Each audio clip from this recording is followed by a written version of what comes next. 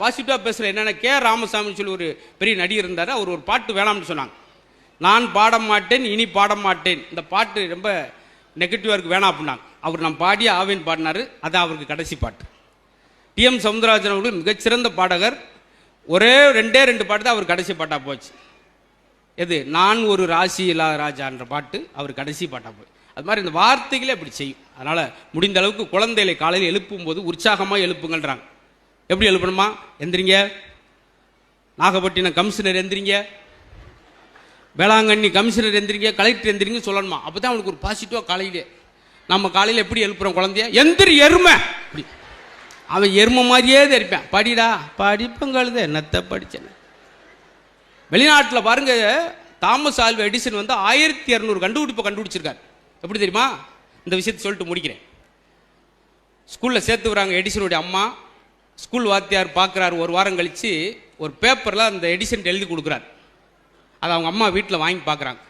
அம்மா என்னம்மா சார் எழுதியிருக்காங்கன்னு கேட்குறா எடிசன். அதில் என்ன எழுதியிருக்கு தெரியுமா? இந்த பையன் மூளை வளர்ச்சி இல்லாதவன், முட்டாள், இவனுக்கு எதுவுமே சொல்லிக் கொடுக்க முடியாது, சொல்லிக் கொடுத்தாலும் புரியாதுன்னு எழுதி கொடுத்துருக்கான். இதை போய் அவன்கிட்ட சொல்ல முடியுமா?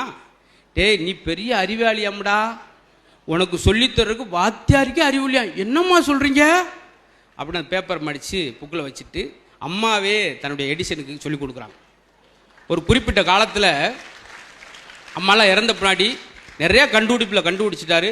இந்த லைட்டு கண்டுபிடிச்சது, சினிமா கண்டுபிடிச்சது எல்லாம் அவர் தான். இத்தனை கண்டுபிடிப்புகள் கண்டுபிடிச்சா கூட அந்த வீடு ஷிஃப்ட் பண்ணுறப்ப அந்த பேப்பர், அந்த புத்தகத்துக்குள்ள அந்த பேப்பர் எடுத்து பார்க்குறாரு எடிசன். எதற்கும் லாயக்கற்றவன் இவன் ஒரு முட்டாள், இவனுக்கு சொல்லிக் கொடுக்க முடியாது. அதை பார்க்குறான். இவ்வளோ நெகட்டிவான விஷயத்தை அம்மா எவ்வளோ பாசிட்டிவாக சொல்லி கொடுத்து இன்றைக்கி இவ்வளோ கொண்டு வந்திருக்காங்களே. நம்மளால் வந்து என்ன செய்வோம்? வாத்தியார் சொன்ன மாதிரியே இருக்க வரும்.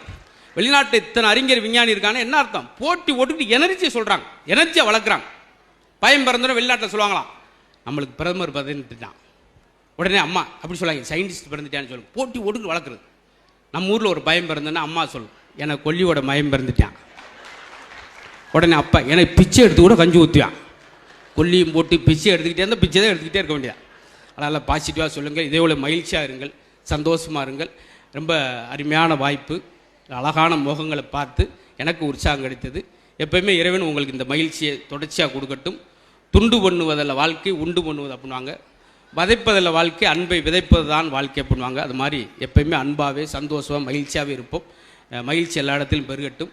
ஏற்கனவே சொன்ன மாதிரி தான், பிறந்தோடனே தாயை அள வைக்கிறோம், இறந்த முன்னாடி சொந்தங்கள்லாம் அள வைக்கிறோம், இருக்கும்போதாவது மற்றவர்கள் மகிழ்விப்போன்ற நோக்கத்தில் தான் இன்றைக்கி நம்ம மாவட்ட ஆட்சியர் அவர்கள் இப்படி ஒரு ஏற்பாடு.